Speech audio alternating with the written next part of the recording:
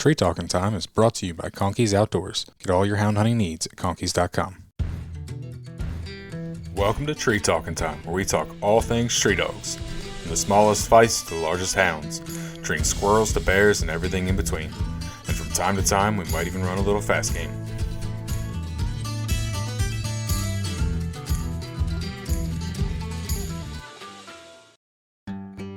Need reliable housing for your animals?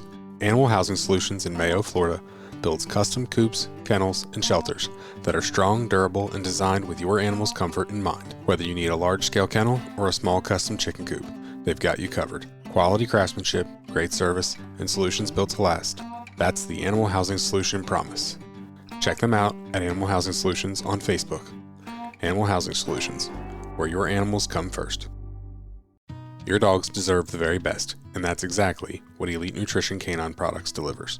Packed with premium ingredients and backed by science, their formulas are designed to boost energy, support joint health, and keep coats shiny and strong. Whether you've got a working dog, a hunting partner, or just a loyal best friend, Elite Nutrition gives them the fuel they need to thrive. Don't settle for ordinary. Choose the nutrition your dog deserves. Find Elite Nutrition Canine Products today and give your dog the Elite Edge. Go to shopeliteglobal.com and use the code TREE10 on your next purchase. I used to listen to a bunch of podcasts just from a time standpoint. I used to spend a lot of time in a loader just from my job, and that's actually how I got really into listening to podcasts. I now have an office job, so I don't sit and listen to anything now. I understand. I worked in a soils and hydrology lab in college, and I got pretty big into listening to podcasts and audiobooks then. We worked with like a lot of real fine measurements, like to the 100th place or the 1000th place, with like measurements of like soil. Books and the podcast really helped with that. Music wasn't cutting it at that point. Mm-hmm. So, what made you guys get into recording a podcast? My dad always enjoyed having a good time, sitting around talking trash, telling lies, telling hunting stories and stuff like that. And he had wanted to always do like a segment where he was like, I think if there was like an internet show or like something like that, or if you did like an interview and call it like Beer Time, he was like, I think that'd be real funny. Mm-hmm. And I think he had like brought it up when I was like a freshman in college. And we kind of thought about it. I don't know, he kept talking about it, and I was like, yeah. And he was like, well, like if you did it like more like towards dog hunting and stuff like that, and he was like, because a lot of hunters, they partake in drinking beer after a hunt or during a hunt, or just have one or two. Most people keep it pretty chill, and it ain't getting rowdy, but that's usually around the fire or around the cleaning station or the skinning rack. They're sitting there drinking a couple cold ones and recollecting the hunt, bragging on dogs, lying about each other. And so he's like, maybe we could kind of get that in a video format. And I don't know, he was kind of talking about it. And we had done a job, and I had a little extra money. And so I ordered some real cheap microphones off Amazon. And basically just got them to get plugged into a laptop that I had. And I was like, hey, we could record a podcast theoretically. There you go. And so he was like, okay, well, we'll do it. And then we kept thinking about it. And I think around the same time, we were also starting to get a lot of messages on the internet and get a bunch of emails and like phone calls all the time, asking questions about dogs and how to train them and raise them and start them and all that. And so it was like, well, this could also be used as a teaching tool, kind of spread our heritage and our knowledge that we have and that we've learned from other people. And like, we don't know everything, and what we do don't work for everyone, everywhere, and every breed of dog. It's kind of what works for us, and we're always trying to grow and expand on that. And so, we got into it, and we had good response, and we kind of just started off with like one here a month and every few months, and sometimes we take a break. And then, here in the past couple of years, we've tried to keep it a lot more consistent. For sure. And if anybody that doesn't recognize your voice, I've got Nate from Dixie Doggers here. Why don't you tell us a little bit about yourself, Nate? My name's Nathan Wright. Live in Walker County, Alabama. I have a degree in forestry with a concentration in wildlife management from Mississippi State University, bachelor's degree, science. I am 25 years old, got a bunch of dogs, and try to put them on as much game as I can. And what I love about you guys' show is, while it's primarily, I would say, geared towards hog hunting, you guys get into a little bit of everything. Oh yeah. And that's kind of what you guys do, a little bit of everything. Oh yeah, I ain't scared of it. I like things, I like hunting. Mm-hmm. I'm not. To me, it's all we're all on the same team. If you listen to our podcast enough, you've probably heard me say that. Like, we're on the same team. Like, to me, there ain't no difference. And we had a lot of versatile dogs when I was growing up. My dad always had terriers and stuff like that. So, like, I don't really get the whole taboo for a lot of people of not running dogs on multiple species of game or getting them to do multiple things. So, it's kind of just like I didn't know that most people didn't do that. It was just the way we always did it. Mm-hmm. Now, what is your favorite game to pursue with your dogs? That's a hard one. I mean, 'cause on the good hunts, man, you can't beat any of them. But on the bad hunts, a lot that really separates it. If when you have a bad hunt, whether a dog got injured or someone got injured or it was just poop conditions and the weather was real crappy and all that, like that really is going to tell you how much you love it. And right now it is. I have really gotten into the deer recovery. Mm-hmm. I really enjoy deer recovery because we deer hunt a lot. It's a primary food source for us, the dogs. We do tracks for other people here in Alabama, and I don't know. It's really got a close tie with hog hunting. Honorable mentions is always going to be squirrel hunting and coon hunting, but where we live, it's not the most dense area. So, and you're starting to get a lot more hills and a lot more bluffs and even some small mountains. And you can't. It's not a fun squirrel hunt. A lot of times, when you have one where you hunted for a few hours and you walked a bunch of hills and you treat 7 den trees or 10 den trees, because where that rough country is where a lot of the squirrels are, and which is where a lot of the old growth timber is. Mm-hmm. And so a lot of 100-year-old trees got holes in them. Yep. Because most of everything else that's flat, pristine, has been cut and it's a pine plantation now. Yeah. Or cut open.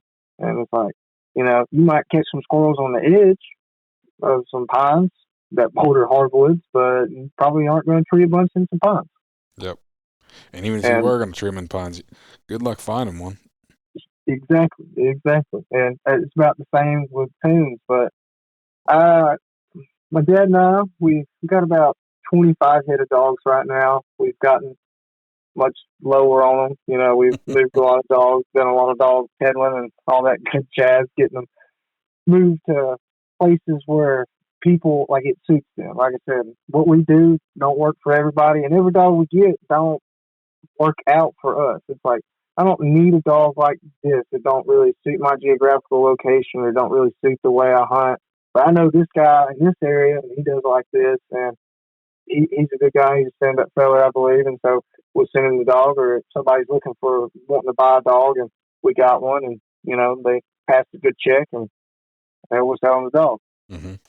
So really just trying to get down on them. But I was talking to my dad, and we have pretty good rabbit hunt conditions, and we've never had rabbit dogs. My dad had rabbit dogs growing up and did a bunch of rabbit hunting, and I've probably only been about 15, 20 times. But I have loved every time I've ever been rabbit hunting, even the bad ones. I just love beagles. Like, mm-hmm.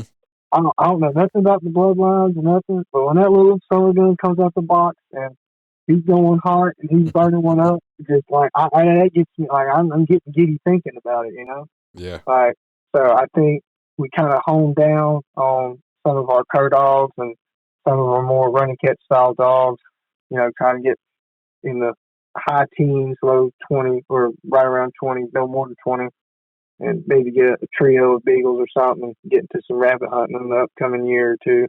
I'd like to do that. Just something different, mm-hmm. a change of pace, For sure. And we have a private lease, and then we have a hunting club, and so we have enough property where we can do a lot of hunting even during deer season. That's what I was telling Dad. I was like, well, I can go hunt one block for rabbits and just, really let the dogs run. I ain't too worried about shooting rabbits every time. You got to have rabbits to run. When we go to a different property, we'd have a good killing. I was like, but when those deer come out across the cutover, you can shoot them. It's probably be trotting. They won't even be, because we have a real long rabbit season. We got a real long deer season. Okay. Rabbit season comes in from September 15th to March 15th. Wow. And then deer season in our area, we can start bow hunting October 15th. And then gun season starts November 23rd, and it goes out February 10th. Oh, wow. You do have a pretty long season. Oh, yes. Like I said, we can kill a lot of deer. Like, you can kill 2 does a day or a buck and a doe until you use your 3 bucks. We get 3 bucks here. Okay. So you can they're unantlered, not does. But so if you accidentally kill a knothead or something, or if, head broke off and you couldn't see the horns, it says as long as the antler's not visible above the hairline, it's considered an unantlered deer. Yeah. Even though the sex is a male, it's unantlered, so you would claim it as an unantlered. Yep. So, being able to get a lot of game like that, it kind of makes its own cycle, and that's kind of what we've been trying to hone and work on, what works for us, because we did have the store, and so that kind of, it changed a lot of the way we were doing things, and then the store didn't work out, so we're kind of going back old school in a lot of ways, and I got divorced and moved back home for now, so, and, we got enough property here. I might build on and stay here. I don't really know, but I've taken care of dogs here for a long time before, so, it's ain't nothing new to me. Yep. It's cool to see the progress because, we didn't always have a bunch of hunting dogs, and we didn't always have Dixie Doggers. For a long time, we only had 1 or 2 dogs. Okay. And then by the time I got middle school is kind of when the whole Dixie Doggers thing started. And I was like, I'd really like to try and make something of this. And my dad definitely could have, but, also I have 5 siblings and, got a wife, so he has a lot of things to take care of. And, life ain't always easy and breezy. So, no, not at all. He put a lot of dedication and time into it still. And, he always had real good dogs. I always remember, there might not have been a lot of local people that knew about us, but it was people just from all over have always called him and always asked him questions as long as I've known about dogs, probably since I was in 6th, 7th grade. It really just seems one day people started showing up at the house about dogs and talking and hunting and hanging out, and they just kind of never stopped. When we used to could have hogs, we had hogs here, and people would come over and train their dogs, and people would bring bags of dog food and corn. And so, Dad would have a great time. He'd get off work, have a few guys he knew come over, and they bring dog food for the week and hog feed for the week. And, we'd pay dogs and work dogs. And so it was a good time. Yep. And then we got that taken away. So a lot of the ways we kind of have to do things now are a little different. And we didn't always raise a bunch of hogs for meat, but we always would raise at least 1 or 2 a year. Okay. And we've had a bunch of different breeds of hogs too. We've had everything from mulefoots to all sorts of wattles and all these coons and different heritage hogs and potbellies and all kinds of big landrace hogs. We had one hog named Big Bob. I don't know how long he was, but he was 12 foot long when we killed him. His hog was, he was like a hog filler. You couldn't contain him. We had to put him down because he would be good for a while, and then when he decided he wanted out, he's coming out. It's a good thing you got a bunch of hog dogs. Oh yes, and I believe my dad caught him with a bulldog and then went there and shot him. Jeez. He had got out and he went up the road and they was in a kudzu patch. I remember the day it happened actually because I had a basketball game. I was in 7th grade and I was sitting in the office because they had called me up there and they were like, "Your dad wants to know when you're coming home because he needs your help catching Big Bob." And She's like, please speak Bob. And I was like, oh, he's got out again. I was like, because I remember like a week before, Dad was like, if he gets out again, we're just going to have to put him down. All right, can't do nothing. We'll try and butcher him as long as we don't get him too stressed or something like that, But we ate a lot of it. The dogs had a lot. We had a lot of pork for a while, So, but now we have more of the smaller hogs, the heritage and the coons, and they only get so big. So I like that about them. And then we have some Mulefoot, Wattle, Eurasian cross, and so we're going to try and breed all those up, and want to try and get a good hardy hog that got some longer hair on it, and probably tops out around 150 pounds, 200 pounds. Yeah. Don't get no bigger than that. And, raise meat for ourselves. And if it works out real good, maybe raise meat for other people. People come buy hogs or something like that. And because in Alabama, that is a way because you can break your hogs. You can sort your hogs.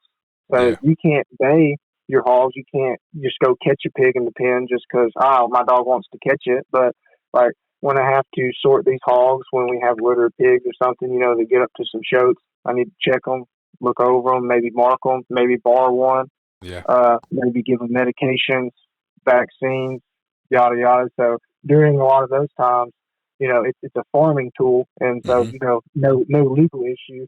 And plus, like, I don't understand people that want to do that, because I see it a lot, even if they have like feral hogs in a pen in places you can do it. I'm like, I wouldn't want to tear up my pig. I want my pig to be healthy, Like, I don't know. That's just me. Yeah. I like pigs. Like I said, we've had pigs longer than we've had dogs. Like, when we was real young, I remember we had like 20, 30, 40 head of hogs quite frequently. Like, we would, and like I said, people would come over and buy pigs and stuff like that. Like, I don't know, we've always had pigs, we've always had a dog or two, but there wasn't much of a crossover until I was in like middle school. I don't know. It just never really happened. My dad, he's from the game dog world and the old school guys, and then the more traditional like rabbit hunting and stuff like that. So I don't know. They just didn't really. He never grew up hunting hogs. Like they didn't mess with them, because he grew up in the Delta in Arkansas. Like they had hogs, but it just like, and if they seen one, they shoot it, but they never like pursued. Yeah, it wasn't something that they really did. Yeah, makes sense. I think it's crazy, the laws about how you guys are not allowed to have, like, you can't capture wild hogs, you can't, and I think it's just splitting hairs, like the hogs you're describing versus the hogs that you guys are catching in the woods. If you took two of them, I'm going to venture to guess they look really, really similar.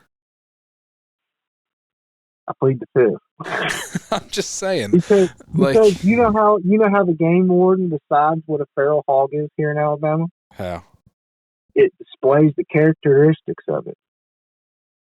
Okay, what's a characteristic of a wild hog? You go one place. Yeah. A wild hog is going to look one way. You go somewhere else, it's going to look different. Yeah. So I mean, as long as you keep your hogs tame, and the ones we used to have, because we had originally bought some that were papered. Mm-hmm. And so then you could, like, nobody could say anything. When you have registered Mulefoot hogs or registered Eurasian hogs, nobody can say anything. Or, even though they're, like you said, they look so similar. But you also, after you breed for generations, and a lot of the hogs we got was from Charlie Tucker in Tishmingo, Mississippi. And he's an old hog man from way back, old hog dogger. And he's ran every type of game, I believe. He's a wealth of knowledge. I like Mr. Charlie. He's funny. I always enjoy going and getting hogs from him. But he really stayed on top of a lot of the registry and stuff for a long time. And he's preserved a lot of hogs. And like he was telling us some stories of how he got his Mulefoot hogs. Mm-hmm. He went back when you could get them from Alabama and transport over state lines and all that. He went down south and he had met these fellows on the native reservation. And they had the original Choctaw hogs that DeSoto had brought in and like traded with them. Okay. Still on the reservation, because they had been barring them and they had been managing their hogs down there. And so like it's made its own phenotype. So basically every feral hog and every, like even Eurasian boar is still Sus scrofa. It's still the same species. It's just a different phenotypes. Yeah. It's just different physical characteristics, and so these Choctaw hogs, they're mule-footed, and they have little wattles on them. And so Mr. Charlie went down there and bought a bunch of hogs that they had caught up, and then he had bred them. And so they went from like they were wild hogs, but none of them were ever really aggressive because they were all like used to kind of being around people, Okay. because like that's the way people raised hogs for thousands of years. Mm-hmm. Is okay. Well, I got this block of timber down here on this creek or this branch, whatever you want to call it, and it's got a big acorn flat. Well, I'm gonna turn the hogs out. You mark all your hogs. Everybody had their own mark, or Yep. and so this founder hog's gonna stay together. You put some supplemental feed out there, and well, you can gather some hogs up in fall after they done got fat all summer. Hey, we done ate up all the ham over the winter. Go in the spring. We're gonna take the dogs down here. We're gonna bay them up or shoot a couple, or go in there and catch some. Yep. And so, like after you have generations of it, like you build this lifestyle with these hogs, and like they're not. A lot of those original hogs didn't really venture that far. Mm-hmm. The number one spread of feral hogs is anthropogenic, which just means by people. Right? Okay. People spread hogs more than anything else, Mm-hmm. and that is the issue with why so many states have tried to take away so many rights. Because that's why Missouri is a anti-hog state, and like you can't. I don't even know if you can hunt on private land with dogs. I think you can shoot one if you see it, but I don't think you're allowed to run dogs and hogs in any capacity. Yeah. It's because people were spreading them and transporting them, and like they've done studies in Texas, they've done studies in Florida. I read them in college. I could send them to you if you wanted to link them up, but they had done studies about like these genetic markers where it was like, okay, well, all these hogs in this northern part, 4 counties up, have the same genetic markers as this group of hogs down here in the southern part. Ain't that interesting? Yep. And we know that this is a heavily hunted area here and a heavily hunted area there. Yep. Okay, this place didn't have hogs until after this one did. And there's hardly any pigs in between. Yep. The math, and sadly it hurts. It hurts it. In the state of Pennsylvania, historically we did not have hogs, and then what happened was we had these game farms got kind of big. Mm-hmm. We had several of them, and we still do have several of them that are pretty big, and they brought hogs in that people could go and hunt on. It's a high fence hunting preserve, and so, but hogs are really good at getting out of fences.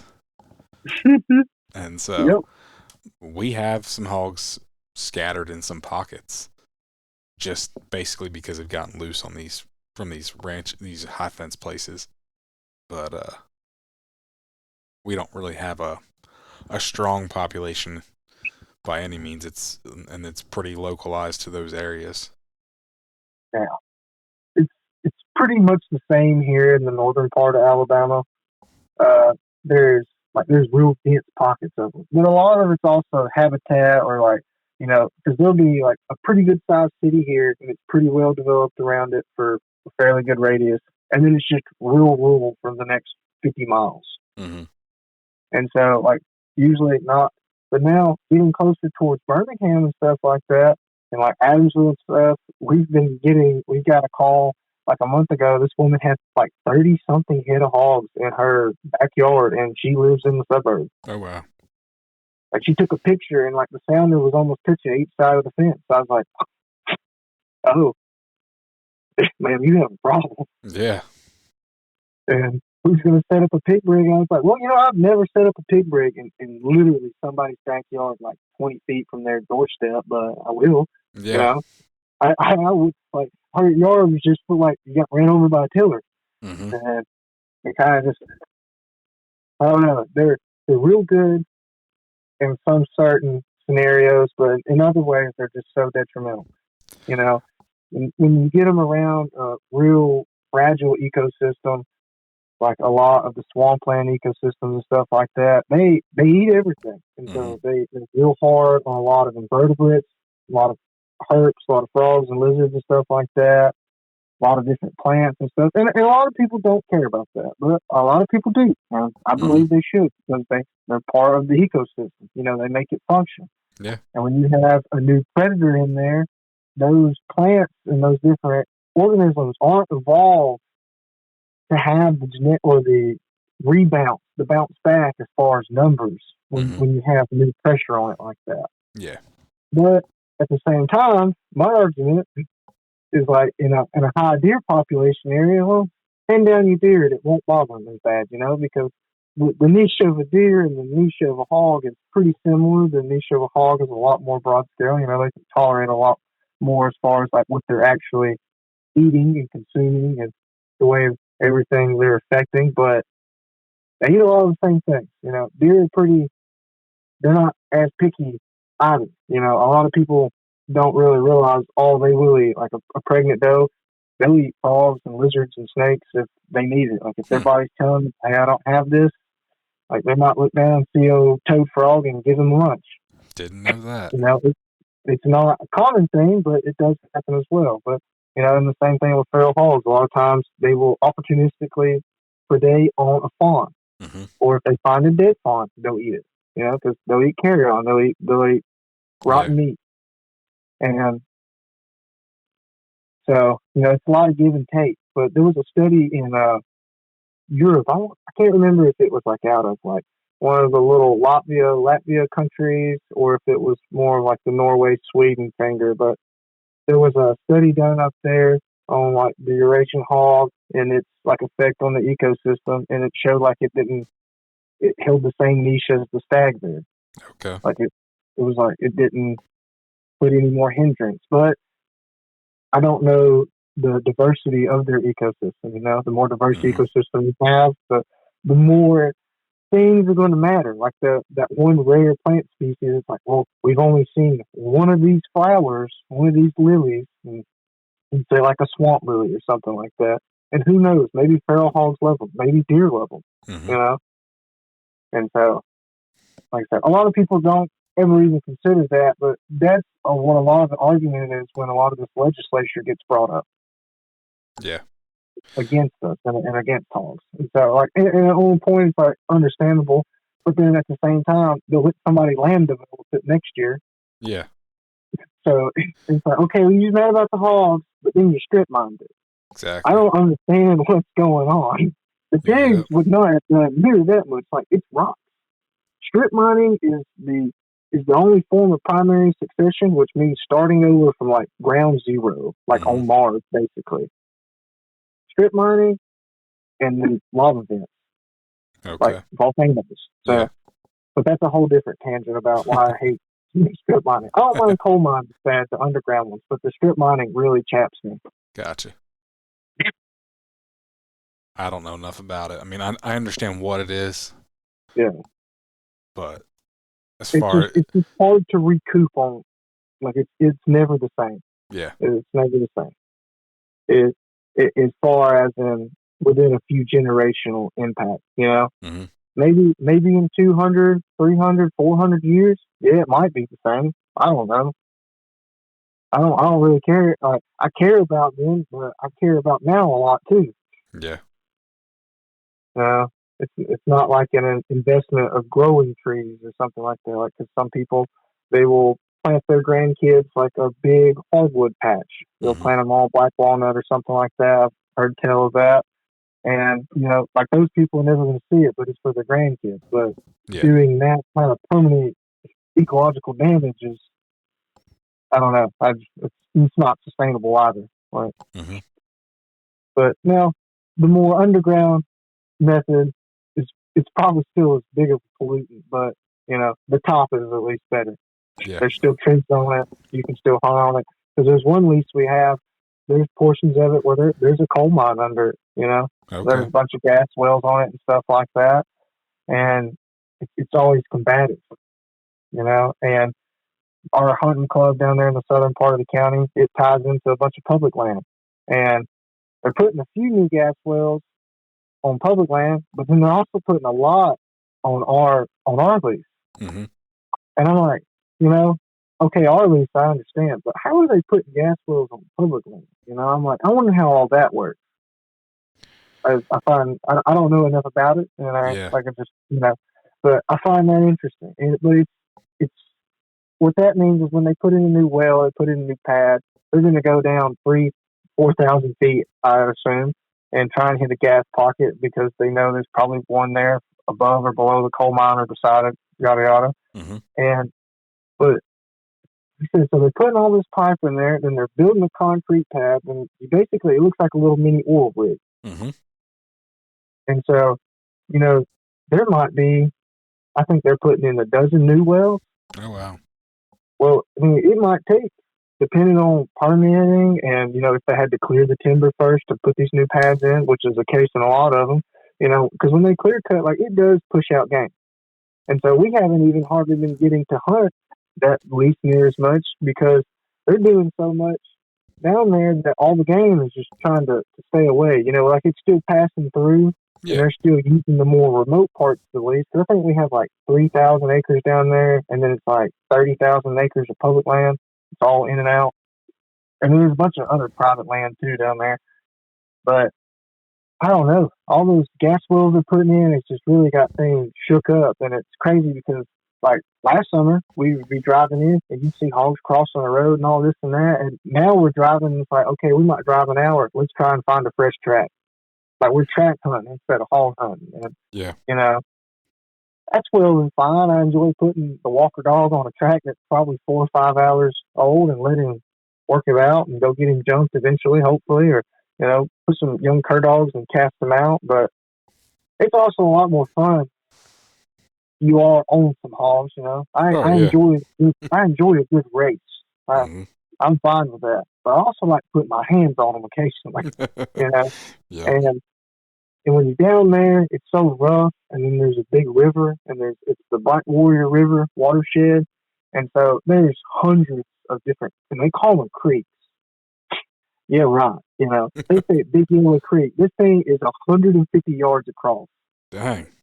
But it ain't no creek. Which, to be fair, it's Big Yellow Creek, but okay, And then they have Clifty Creek, and then West Clifty Creek. Okay, some of those creeks are 20 foot deep. Dang. Like, you can't even wait it. Like, you just got to start swimming, Yeah. And a hog can swim real fast. And, it's where all those streams run is usually in the steepest country because that's over time. That's where it's just worked out over the millennia of where the water flows. And so that hog is better at running down that steep country. He's better at swimming, and he's better at going back up it. And he knows that country. So that's usually their home field. And so a lot of those big bull hogs, like when we do get a race stop, it's because he wanted to fight or he made a mistake. Mm-hmm. He took a wrong turn. We caught him in bad. A lot of another thing what we do is a little bit of cheating. But you ain't cheating, you ain't trying. Put you on a big bait pile, and you see that old boar hog eat that sour corn and get his big belly full, go run him in. He can't run near as far on a full stomach. Yeah. Especially during the summertime, they won't be feeling it. They'll turn around and they'll take a bait. They'll try to fight and they'll head up the dogs, Mm-hmm. And there's usually some rocks or something. So they got their back to something, and there's usually a good place to bait. But sometimes that puts you in a bind for the catch, but not all the time. A lot of times it works out real good, and then a lot of times it's like, well, this is going to be a real good story when we get done. Yeah. But right now, let's just get through it. Let's get through it. And get real tight and in a bind real quick. It quickly goes from debate against a rock to it's a coal mine shaft, or they're in one of those big creeks, or, yada yada in a big bluff, or they're on the side of the mountain in a bluff. One time we had this pig caught, and it wasn't but 100 pounds. And the dog had been caught maybe 5-10 minutes. So we get down to the bottom of the mountain, and it's got like 4 little steps in it. They're all like little rock shelves. And this pig is on the very top one. And I was in college, and I had been doing a lot of sitting and studying and a lot of eating. And I had put on quite a bit of weight. I was not in my fighting shape then. And so I take off up this hill, and I am whooped by the time. It's probably 450, 600-foot elevation change. And so I get up there to the top, and I go grab the pig, and that pig, like, swings around and, like, looks at me. Because I think he's got, like, 1 or 2 dogs on it. And then he just goes straight off the front of it. Jeez. And I was like, oh, man.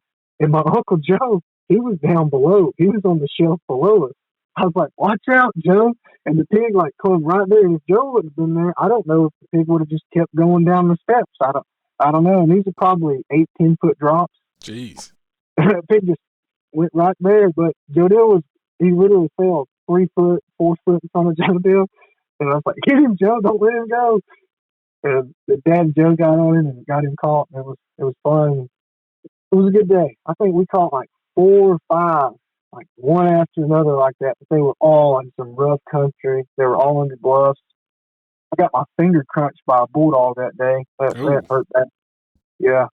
We caught the sow under a pretty steep or pretty far back bluff. It's not enough to be a cave, but it's like 30 foot deep. Oh, dang. And it was like a bunch of mud under there. So you're just under a big rock shelf. Mm-hmm. And it's probably like 3 foot tall. So like you can be on your knees and like have your back against it without hitting your head, but you couldn't even really stand up on your legs and bend over. Yeah. And so like I'm like crab walking around in there, and I get the dog and the sow call, and everything's covered in mud. And I get the sow killed, and I got a guy there with me, young guy that was hunting with us, and he's helping me pull back and leash dogs. And I had my hand on the back of the sow. My hand's covered in mud, and the sow's covered in mud. Like, so we had that young bulldog, and we already got him off the hog, and he was just walking around. He was like, well, that was awesome, you know? He's like, man, this is fun. And I was turning around talking to that guy, and he just come through, and I guess he was going to bite that sow right on the back. Well, he caught my finger, like, just on the last knuckle and the nail. And, like, his canine, like, right down the side of my finger. And I just, like, instinct just whopped him. And I was like, oh, man, I'm sorry. And then I looked at my finger, and I was like, oh. And then, like, we both all muddy and nasty, and I petted him, and I was like, look, buddy, I'm sorry. I was like, man, that hurt. I was like, I didn't know what happened. Yeah. So I was sitting there and like, oh, man, I was like, how did the pig bite me? And I was like, no, it was the dog. I was like, man, that's the first time I've ever been dog bit. And it healed up good. I got a cool looking scar, but I lost like most of the feeling in it. I have feeling on the outside of my finger, but the inside of it, it ain't got none. Damn. I don't know. I've never recouped. Interesting battle wound, that's for sure. Yeah. I did not expect it. I've seen a lot of other battle wounds, but I never expected to get my finger crunched. But the dog didn't need to do it. No hard feelings. It is what it is. You know, I got 9 more. It'll be okay. Conkey's Outdoors is proud to be a sponsor of Tree Talking Time. Family, hunting, tradition is the Conkey's motto. They understand the importance of passing down the tradition of hound hunting. They are a family-owned business that treats you like family. They also understand the importance of having the gear you need when you need it. Conkey's carries everything for your next hunt, and it ships to your door quick. They also offer great warranties on all tracking systems and financing options. Check them out at conkeys.com. You can also use the code TreeTalkingTime5 in all caps to save as well. So you've talked a lot about hog hunting and hogs and stuff, but at the same point early on you mentioned that you really like tracking wounded deer. What about tracking wounded deer? Because I don't know, to me, granted I'm not a hog hunter. I've only ever hog hunted once. Well, I went twice, was successful once. But the adrenaline rush of hog hunting is serious. And so to me, I'm like, tracking deer versus hog hunting, to me, is not a comparison. So what about tracking deer do you really like? So I am pretty desensitized to a lot of the rush, you know. Yeah. After you get in all those binds, you know, like you start to where you get a lot more calm in the high stress scenarios. Mm-hmm. And so for me, like the adrenaline comes after. Like if we kill a good bull hog, like you're probably gonna be like, why is Nathan upset or something like that? You know, my dad asks me that all the time. Why are you upset? And then we kill a big one. I'm hooping and hollering. You know, I'm wound up after it's done. But during, like, I'm probably gonna be real blunt, real straightforward. Hey, do this, because things can mess up and things will happen. And if we really take this serious in this moment, it'll prevent risk and injury. And so with that, I kind of enjoy, like I said, I enjoy the race of a hog, but for the reason of thinking. Like, because we're track hunting. Like I said, we're looking for a big boar hog, or like we're hunting on a bait pile. And I know this one, because we don't have a lot of hogs where we live. So, there might be one big boar hog for every 500 or 1,000 acres. Like, if sure enough, like he's got 2.5, 3-inch teeth and he's 300 pounds. Like, there might be one. There might be one for every couple thousand acres. Just really depends if you've had thermal hunters come in. And so you're thinking. And you really got to try and figure out, okay, where's this hog traveling through? Like I said, try and run him backwards, because a lot of times they make circles, but they don't ever go the other way. And so you kind of beat them at their game. And whereas with recovering deer, there's a lot of times you're not beating them at the game, but you're still thinking. You're still dissecting what's happening and what's going on. And so when you show up to there, you're like a crime scene investigator almost.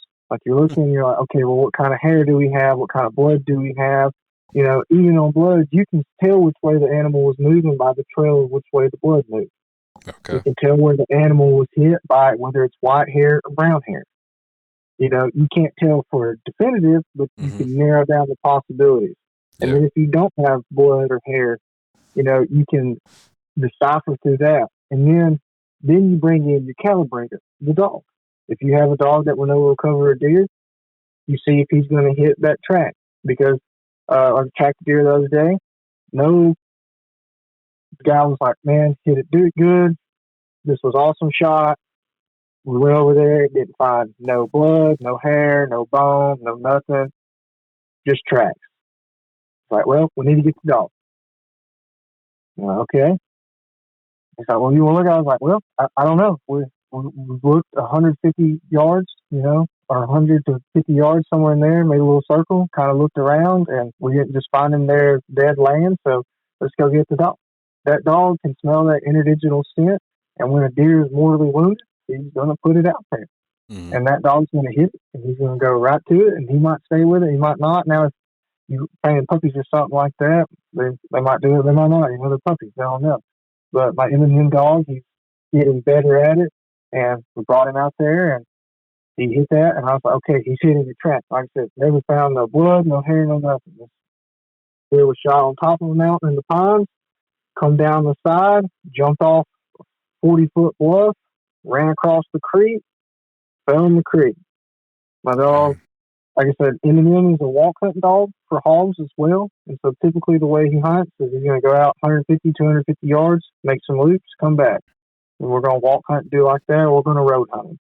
He's got good bottom. Once he starts to race, he'll stay with it. And he'll go a mile, 2, 3 miles. I don't think I've ever seen him go more than 3, but usually 1 or 2. And he'll run for a couple of hours if they're getting a patch and go around. But you can tell when he hits a track versus when he's hunting. And like this track was real precise. And I seen it, and then he went across the creek, and he stopped, and he made like 4 circles. And then he come back. And I was like, why did he come back? And then he went off, and he went up the other side of the creek, and I told Dad, I was like, well, and then went down here and did this. I was like, I'm going to go look at it.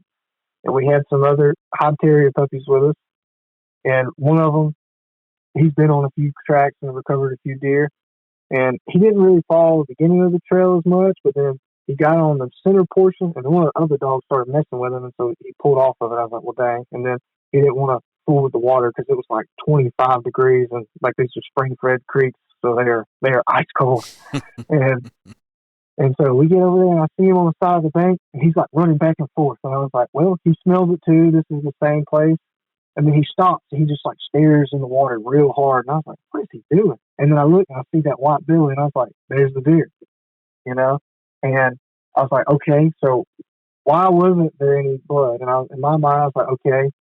The guy said, well, I'm pretty sure I had a shoulder shot. I don't know why, usually you're going to see bone, blood, hair, like it's going to make an impact. I was like, well, it probably missed the front shoulder and went behind it and then got sucked up by the back shoulder while I traveled down on the insides, And we got the deer cleaned and gutted, and we was looking at it, and turns out it went in front of the shoulder and like kind of rolled down the breastplate and the brisket and went down the rib cage. And, it's fun being like, well, I think this is what happened, and then kind of putting it together. And then there's a lot of times where you don't come up with the deer. And you don't know what happened. And that's where you just have to trust the dog. And, and if you don't trust the dog, then you need to get a dog that you can trust, And it's real fun kind of putting that puzzle together. And like I said, I enjoy with the dogs. It's something else with the dog. We don't do a lot of hog hunting during deer season. So, and we have a 4-month-long deer season. Mm-hmm. I can hog hunt 8 months, and then we have like a month and a half long turkey season where we don't really hunt as much, do a little bit of night hunting, but try to just leave it to the turkey hunters. And of course, I got bit by the turkey bug real bad last year, so I think I'm going to do a lot of turkey hunting this year. Yep. And so we have plenty of time to do hog hunting still. And a lot of these cur dogs and a lot of these terriers, they were bred to be versatile. Mm-hmm. Like they were dogs that were raised by people not as technologically advanced, because we lived in a great time and age, but I guarantee you, if somebody in 1900 could have all the technology at their fingertips that I do, they would have it too. Probably. But at the same time, there's not that big of a difference at times in the way we're living, Like, okay, they get a deer. They're not buying dog food from the store. They got a deer. They ain't going to town if they ain't got to. I ain't either, Mm-hmm. If we ain't got a project going on and it's a week in between work or 2 weeks in between work, no problem to me. I'm hunting. As long as the weather's good for hunting, it's fine. And if it's raining, I'm probably going to try and get caught up on podcast and media stuff, Try and make a cycle out of it. But these dogs, I feel like it does them a lot of good to try and see what all they're good at. Because dogs are like people in the ways that just because they're siblings don't mean they're going to be good at the same thing. Mm-hmm. Like, and these different dogs, and when you raise all these litters of dogs and you keep all these siblings together and you raise them until they're grown and you put them through all these different scenarios, you can really see what you got and what you're breeding. Yeah. And it's up to your standard. Because at the end of the day, that's what matters. It's like, if you're taking a dog and you're raising it and you're putting all the time and money and effort and dedication into keeping this thing for 10, 15 years, like, it needs to be what you want. Otherwise, you probably aren't going to keep it. Exactly. And when it's not what you want, well, a lot of people are like, well, it's a waste. Like, in my mind, it's just part of it, because, like I said, we've been through around so many dogs that was like, they're not bad, they don't work for us, and I've seen plenty of bad ones and a lot of good ones, and they can't all work out. They can't all work out all the time.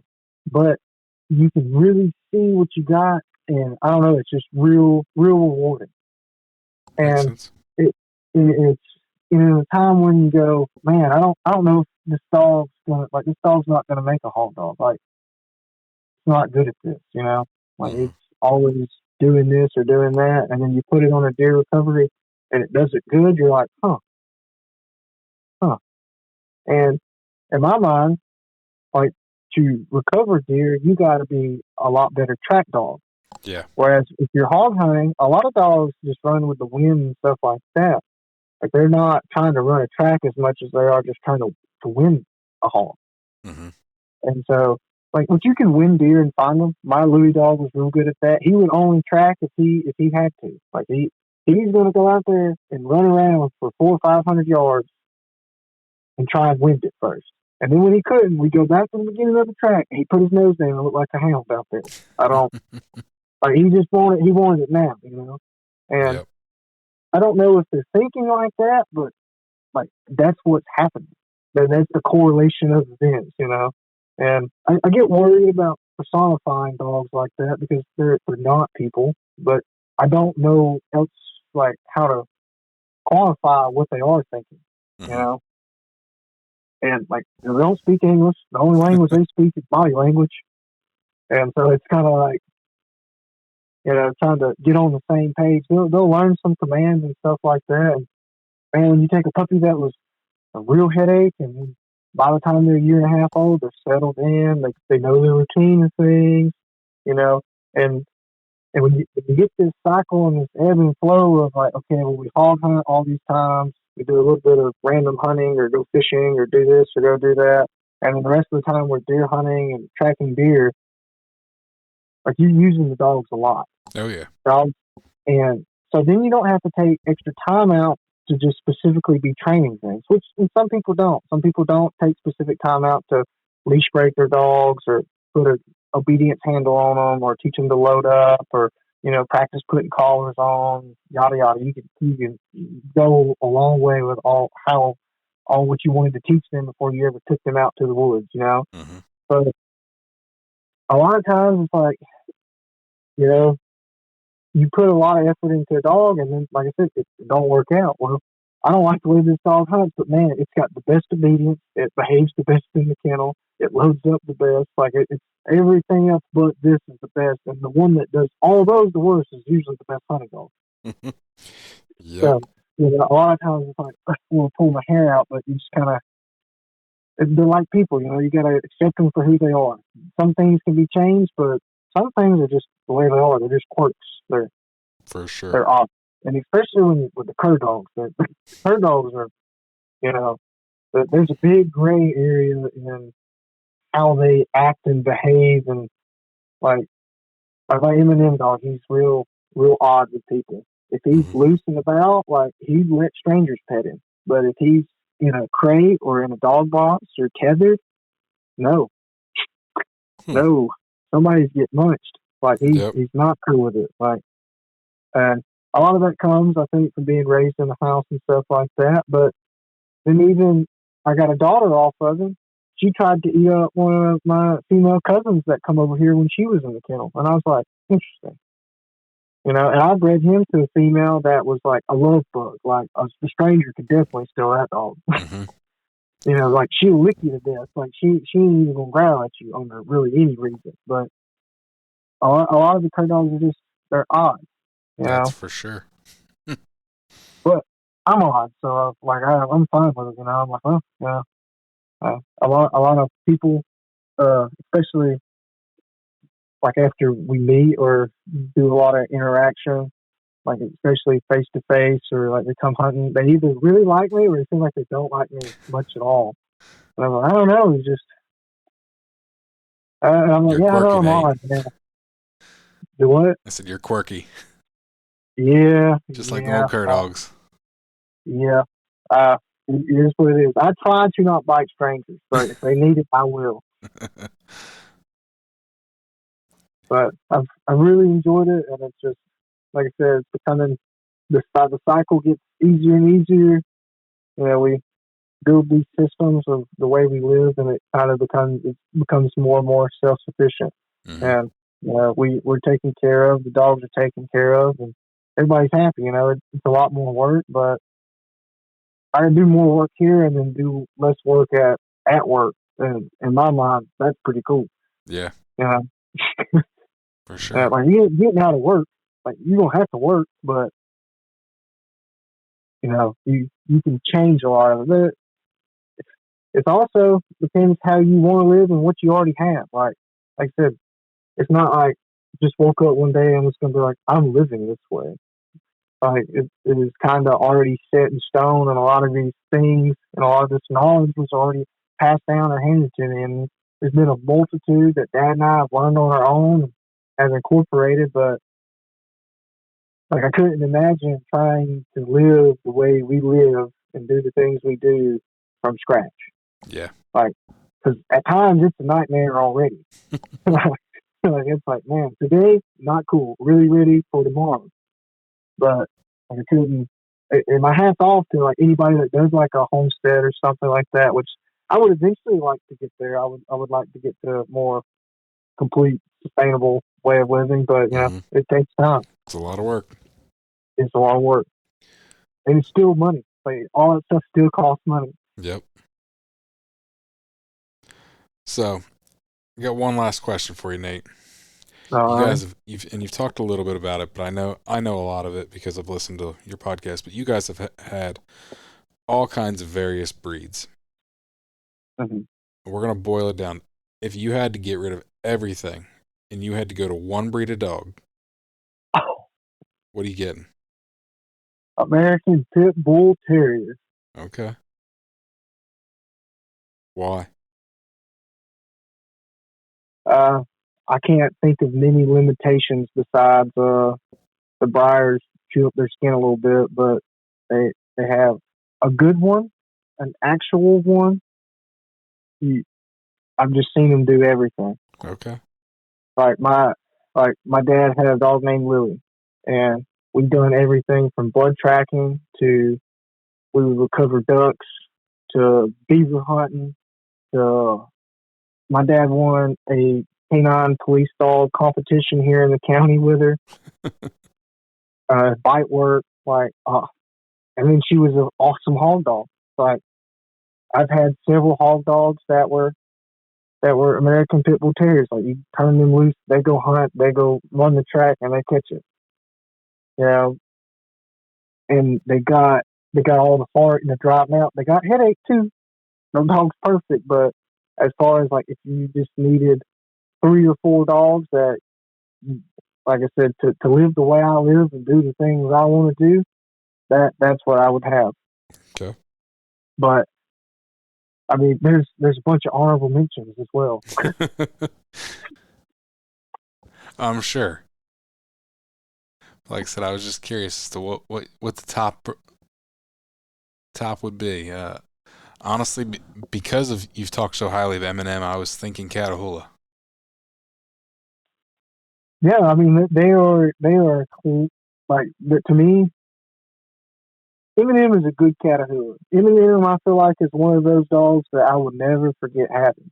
You know, a lot of people say like you get that one dog in your life. I think Eminem might be that because that dog's my friend. Like I can speak English to him. He did not know that he needed to stay with that dead deer, and so I brought us down there, and I was like, "Look, Eminem, he'll get on the deer." And he's like, "What?" And I was like, "Get him." Sicked him on the dead deer in the water, and he's out there, and he's grabbing and shaking. He's like looking at me, and I was like, "Okay, now bark." And he like looked at me, and I was like, "Get it, bark." And he was scratching it, and he was barking. I was like, "Good job. That's what we do." And then he got it. And, you know, we'll see if he took to it, but, like, the dog can close the door and all that. But I think Eminem also has a lot of pit bull in him. Okay. Like, you can tell by the picture, like, he's got a big head. He's got a lot of muscle on him. And, like, Mr. Raymond Plummer, like, we went deep into the Catahoula Cur history, and a lot of those people bred pit bull into them. Yep. So, you know, like, they bay. In some scenarios, a bay dog is better, but not all Catahoulas bay, obviously, you know? Yeah. So, but I've also seen a lot of black mountains that were just as jam up. I've seen a lot of mountain curs and Kemmers that were just as jam up and could do all the same things. And I've seen a lot of individuals out of all those breeds that weren't worth a crap. Oh, yeah. So, but as far as like consistency and like, when you know what you got and you know how you need to be breeding. Like I've seen more consistency and more performance out of American Pit Bull Terriers than anything. Mm-hmm. And a lot of people give them a bad rap because they only got one. I'm like, well, that don't make no sense to me. Like they are a smaller dog a lot of times. Yeah. Just have two. Like, Like, a lot of people are like, well, they might get aggressive. Right? It is your job to manage these dogs. I'm sorry. If your dogs are aggressive, it's not always the handler's fault, but a lot of times it is. Mm-hmm. You know, it boils down to, you know, like it's just 90% of dog error is handler error. Like you didn't socialize this dog enough. You didn't do this. You didn't do that. You didn't do that. And if you don't think about these things, you're not going to have better dogs, and you're not going to get any better, and you're going to keep having the same problems. Yep. And that's why so many people have problems with Pit Bull Terriers, because they are not a lazy man's dog. But you've got to be working with it. Mm-hmm. It's like the German Hide Terriers. Like now, there are individuals in the breed that, man, those dogs are like. I got a Pit Bull right now, call her Baby Jade. She's like 3 years old, but she's a baby. Like she's sweet. She don't chew. She don't tear up her bucket. She poops nice and neat in the kennel. She don't bark. She don't do nothing. She handles like a dream, and she's all business, hard as nails. Can't ask for anything more with a pit bull out of that. I don't know if she'd track a deer. I've been thinking about it. I'm like, man, I'm not trying to put her on one. I don't know. You know, we ain't hog hunted her in a while, and went hog hunting a couple weeks ago and had her out and walked her, and thought we had a bay, and then the bay broke, and she was pouting. And like, they also have a good personality. I like a dog with a good personality. Mm-hmm. You know, a lot of hounds don't have as much personality as I like. Yeah. You know, but a lot of hounds will still have it. But it seems like the cur dogs and a lot of those terriers really, really have some interesting personalities. You know, and it's just, I don't know. It's I enjoy learning. I enjoy learning. I enjoy it being interesting and in depth, and you know, really trying to learn the dog, no matter what breed it is. And with pit bulls, it just seems like once you learn that dog and you know how to make it click and do what it needs to be doing and work with you, and then basically just harness it. Because at the same time, if you don't do all the things right, you can have loose cannons. Like, you can have a severe liability. Yeah. And that has occurred. I've seen people that taught their pit bulls at home some bite work and stuff like that, and then a family member got mauled, you know? Yep. And nobody needs that. Nobody needs that. But I don't do no protection work. I hunt hogs, you know? So it's going to have to be a real rough-looking family member to get bit. That's for sure. So, you know, when I listen to your podcast, your dad's usually the talker. Usually you're sitting over there pretty quiet. And every now and again you chime in, and I think, and I've known this because I've gotten to talk to you several times, but I know you have a lot to say, and that's why I wanted to have you on. And, you know, even when I had your dad on, he's like, do you want me and Nate? I said, no. I said, I want you, because that way when on your episode, you do the talking, and that way I can have Nate on another time, and I can let Nate do the talking. Oh, yeah. I mean, a lot of times we have the same answer. Mm-hmm. You know, we might word it different, but at the core belief is usually pretty much the same. Well, that's and then to be a lot expected. of things, yeah, I mean, like, that's where I learned it from, you know? And so a lot of times on the podcast, I just don't, you know, it's repetitive. And I want it to be a good show, and I want it to be as much upbeat and cutting edge or talking trash or whatever that the episode is more geared toward that time. And, you know, I'm more of a, like, I can cut up and talk trash and stuff like that, but I'm not always as good with it or as quick with it. And I do a lot better more in the straight up question format a lot of times, and can kind of make a real broad answer and try and incorporate a lot of things. But, you know, and usually like, there's only two people talking. Yep. 3 people talking. And at that point in time, I don't want to interrupt the guests either. You know, I'm trying to give it, because it's their time. Like, I'm on there all the time. So, like, when I need to say something, I'll say it. But, you know, and then sometimes, like, Dad, he's manning the ship. I got it set up.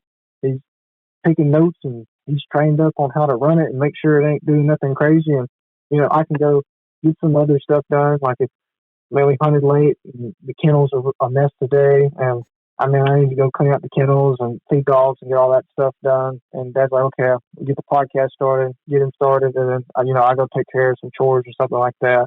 Yep. And so I'm not up till 11 or midnight every night. I understand. It's a full-time job taking care of that many dogs. Yes. Then you throw a podcast and actual, you know, having a real job on top of it. Yeah, it can. It's not forgiving. When we had the store and stuff like that, there's a lot of really, really, really long weeks, and I'm like, I don't want to do that anymore. I'm not a fan of the 100-hour work week. Like, that's for the birds. For sure. We can get down to like 50, 40. I'm real cool with that. Like, that's pretty cool. We do a lot. And to me, like I said, a lot of times, like, my work now is just kind of doing what I've always done. So, like, I don't even really think of it as like it's just the way it is, you know? Like, I've been taking care of so many dogs for so long.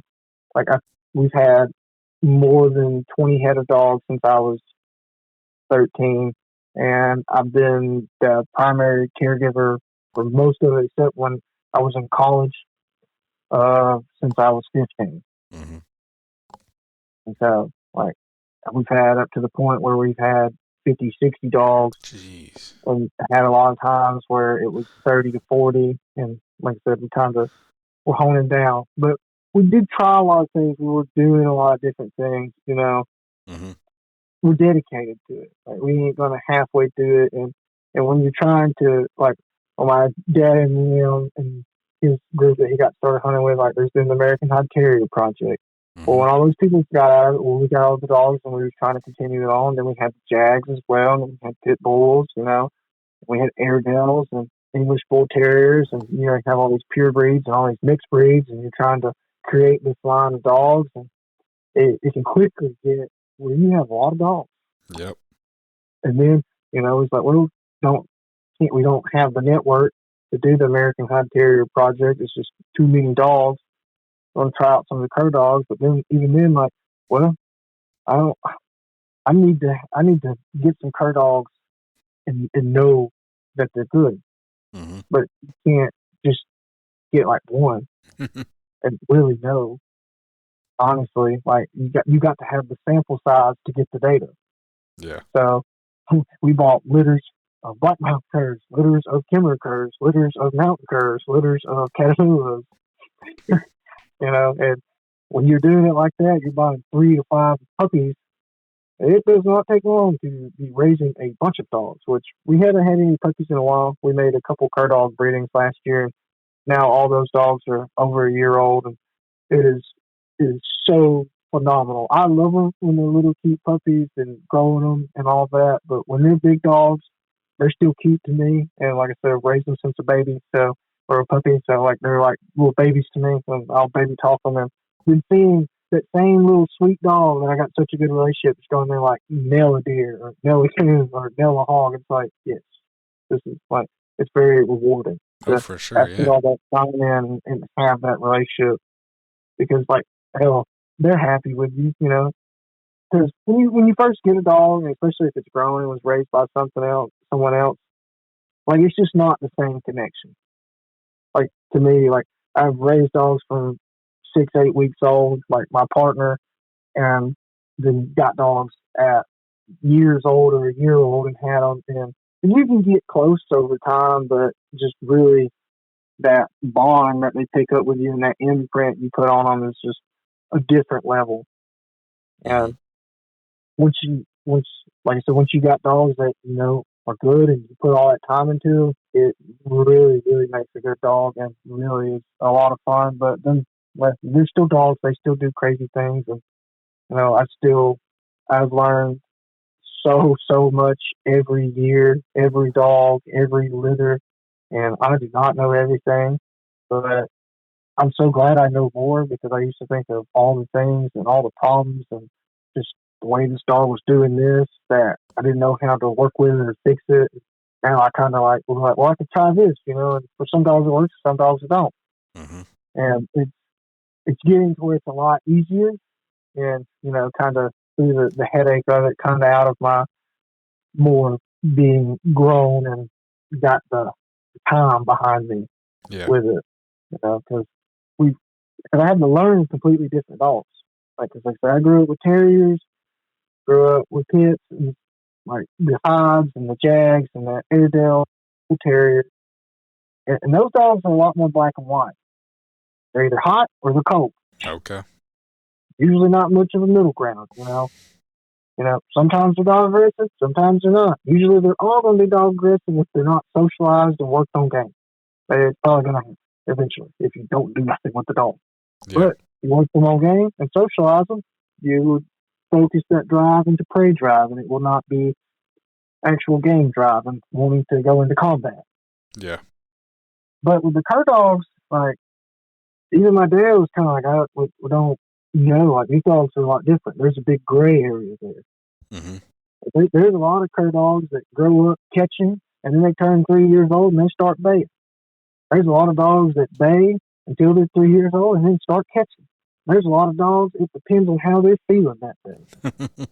like there's a lot of dogs that are just real temperamental like that.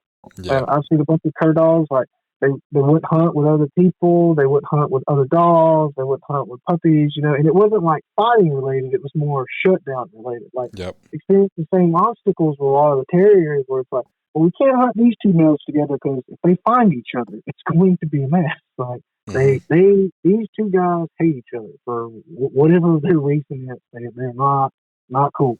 Mm-hmm. But with the cur dogs, like, they just, I don't know. Like I said, there's a lot different. It's just a much bigger learning curve with them, and kind of trying to, like I said, read them and read their body language and what they're, how they're feeling about things and what's actually getting them keyed up and like ready to work and ready to engage, and how to get them backed off and, get them calmed down and put a handle on them. Like, a lot of the things are very similar, but a lot of things are much different.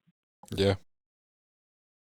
No, I never really thought about that, about, the differences and the similarities between, your terriers and your cur dogs. But now that you're pointing it out, just from my limited knowledge of terriers, I can see that. And, obviously I've had my fair share of curs and hounds to see that side of it. But yeah, definitely two different battles that you got to fight, figuring out. Yeah, but I've gotten over the cur dog curve, I think. I don't know. With the next ones we breed up might throw me for a real hard loop. Now that I said that, but I feel as comfortable raising and trying to make a good dog out of a cur dog as a good terrier now.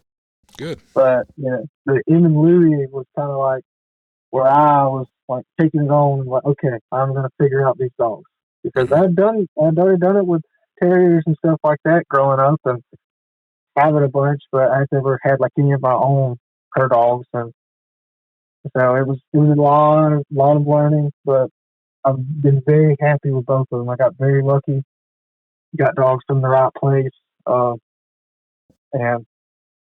just put in the time and the work with it. And I made a lot of mistakes. I gave those dogs a lot of quirks at times, corrected a lot of them, but a lot of things were my fault. Like I said, Eminem being so aggressive, being tethered up or in a box, that's just because he wasn't socialized enough. That's all it was. I didn't socialize him with people. With dogs, he was fine, but with people, he was not cool, and I just never. And for some people, that's not an issue, but when you start traveling and you start going to shows and events, like, it's a problem. Oh yeah. Somebody, like, you're sitting there at a bait pen, and everybody's standing around drinking a cold one, shooting the breeze, and somebody leans up and gets the dog box, and Eminem's trying to maul him. Like, I don't want that to happen, but it scares somebody real hard if you got a hold. I don't want nothing to happen. Which, I mean, true, you need to respect the dog's space, and he's not just a straight up man eater. Like, he's gonna growl at you quite a bit before he ever tries to bite you. Like, you're gonna have to. Like, he's gonna have to be. He's gonna be growling at you, and you have to try and keep petting him, and then he'll bite you. But he will. He will. But if he loves you, that dog, he's the most happy, giddy, joyful dog there is. Like, he's just always ready to jump and play and have fun, and then you can go sick him on something. Like, there you go. Like, you can put him on a tree and be like tell him to get it, and like, might not be nothing there, but he'll start training like, oh yeah, it's here, and then he's like, what are we getting again? He's but with cur dogs, you can do a lot of that, and with pits, like, that's another reason why they answer like that, because I've seen my dad do the same thing with the terriers and a lot of the pit bulls. Like, a lot of times we might not have had a spring pole or a flirt pole, but if there was a low hanging limb on the tree, like, we would stick the dog on it, grab the limb and shake it, and the dog jump there and hang on it. Like, that's what we did. Like, I don't know if it's right or wrong, but it worked. Dog's got a good workout. It's fun, and then eventually, like, a lot of these pit bulls, you get into where you can sick them on something, and like, they'll hit the tree and they'll run up and they catch a branch 8-10 foot high, and like, it's entertaining. It's impressive. The dog loves it. Now, I think all the sports stuff that they do with pits is pretty cool. Like I don't know, they jump distance, they jump height, Mhm. they do all kinds of different crazy stuff with pits, and I think it's really interesting. They're very, very talented breed. But you're right. You gotta have a job. It's gotta be the right person. Mhm. So Most definitely. I mean, the athleticism of the pit bull is just impressive to me. It's I've just seen them be certain. Like we've done weight pulling as well. We did some weight pulling at one point in time. I mean, you watch a 40-pound dog pull a ton. Like, oh, okay, that's pretty impressive. Watch them pull more, 4,000 pounds, 2 tons. It's like, oh, yeah. oh. Like, and when you see one of those dogs that's in top shape and it's so cut and lean, and it's like, okay, if I wanted to like make a bodybuilder dog, but it was like the classic physique style and not the mass monster, that's what it would look like. It looks, it's a specimen. You look at it and you go, wow, like the coat don't look bad, the dog don't look unhealthy, but you can see 3 to 5 ribs. He's got separation down in his back, and then real good. You start seeing quad definition and maybe a cut around the loin going into the hot and then the ham, and they got a good tuck, and it's just I love it. And being able to apply that in a manner for the lifestyle. Like you see a 40-pound hog on there or a 40-pound dog going there hanging a 300-pound hog, and he's manhandling. He's got him on the nose, or he's got him on the jaw, or he's got him on the ear. He gets him in a bind. Got his feet planted good. Like it's impressive what they can hold. It's really impressive what they can do. Mm-hmm. For sure.